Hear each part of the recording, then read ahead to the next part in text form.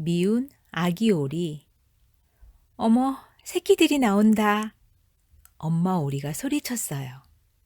방금 첫 번째 알에 쩍 하고 금이 갔거든요. 그러더니 얼마 지나지 않아 아기 오리가 머리를 쏙 내미는 게 아니겠어요? 첫 번째 아기 오리가 알에서 다 나올 무렵 다른 아기 오리들도 머리를 쏙쏙 내밀었어요. 그러더니 금세 알에서 다 나와 꽉꽉 하고 소리를 냈죠. 어머, 그런데 얘는 왜 안 나오지? 엄마 오리는 하나 남은 커다란 알을 부리로 이리저리 밀어보았어요. 그래도 알은 꿈쩍도 하지 않았어요. 아기 오리들에게 인사를 하러 왔던 할머니 오리가 큰 알을 꼼꼼하게 살펴보았어요. 그러더니 이렇게 말했죠.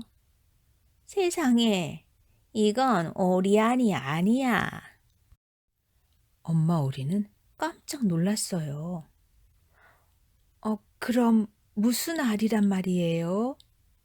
이건 칠면조 알이야. 나도 전에 이런 적이 있었어. 어떻게 된 일인지 칠면조 알 하나가 내 알들과 섞여 있었지 뭐니. 그래서 어떻게 하셨어요? 어떻게 하긴 내가 키웠지. 그 아이의 부모가 누군지 알 수가 있어야 말이지. 아유, 그 아이 때문에 얼마나 애를 먹었는지 아니? 칠면조는 물을 무서워해서 도무지 헤엄을 치려고 하지 않았거든. 할머니가 혀를 쯧쯧 차며 말했어요. 그러더니 엄마 오리에게 냉정하게 덧붙였어요. 말썽쟁이 칠면조 알은 내버려 둬라. 너희 아기 오리들하고 물장구나 치러 가라고. 하지만 어떻게 그렇게 해요? 좀 더 기다려 볼래요. 엄마 오리는 고개를 저었어요. 사실 알이 크기는 했어요. 하지만 그 알에는 칠면조가 아니라 자기와 같은 오리가 들어있을 거라고 믿고 싶었던 거예요. 며칠 뒤 커다란 알에서도 아기가 나왔어요. 그런데 다른 아기 오리들과는 달리 몸집이 크고 못생긴 아기였어요. 엄마 오리는 부리로 살살 깃털을 쓸어 내려주었어요. 못생겨도 괜찮아. 어쨌거나 사랑스러운 내 아기니까. 엄마 오리는 아기 오리들을 모두 데리고 호수에 갔어요. 조금 걱정이 되기는 했어요. 할머니 오리의 말처럼 막내가 아기 칠면조일까 봐서요.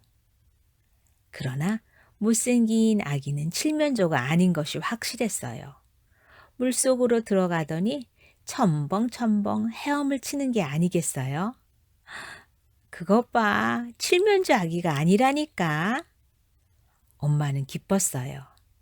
그래서 부지런히 다른 친척들에게 아기들을 자랑하러 다녔어요. 우리 아기들이 소풍 나왔어요. 엄마 오리는 온종일 꽉꽉거리는 아기 오리들을 자랑했어요. 아유, 귀여운 아기 오리들이군요. 깃털이 어쩜 저렇게 부드러울 수 있을까? 모두들 아기 오리들을 쓰다듬어 주었어요. 하지만 크고 못생긴 아기에게는 아무도 예쁘다는 말을 해주지 않았어요. 심지어 어떤 닭들은 미운 아기 오리를 쪼아대기까지 했지요.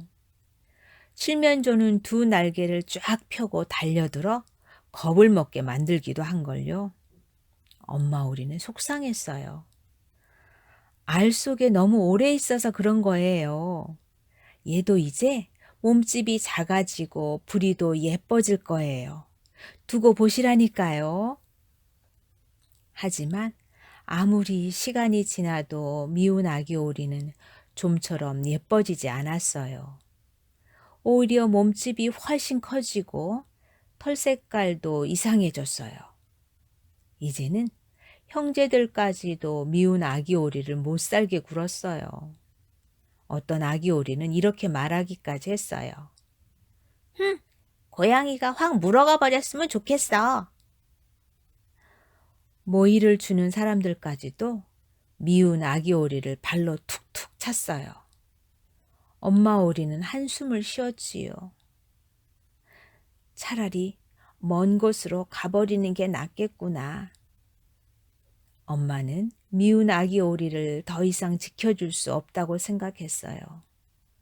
온종일 미운 아기 오리 곁에만 붙어 있을 수가 없었으니까요.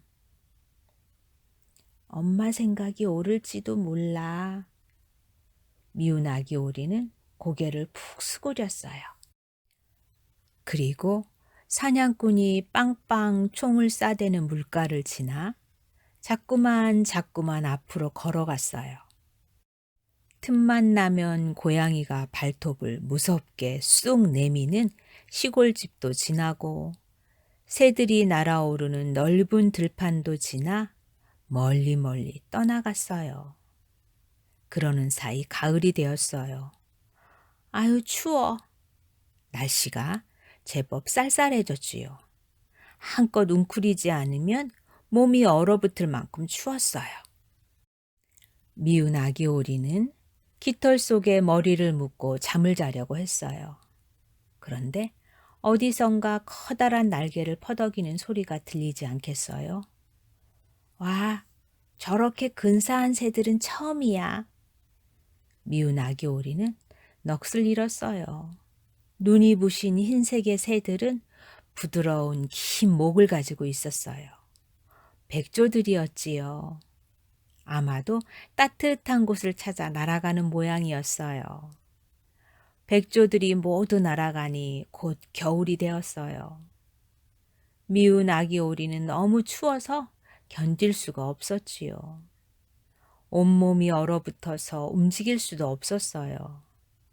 마침 농부 하나가 미운 아기 오리를 발견했어요. 세상에 가여워라. 농부는 미운 아기 오리를 품속에 안고 몸을 녹여주었어요.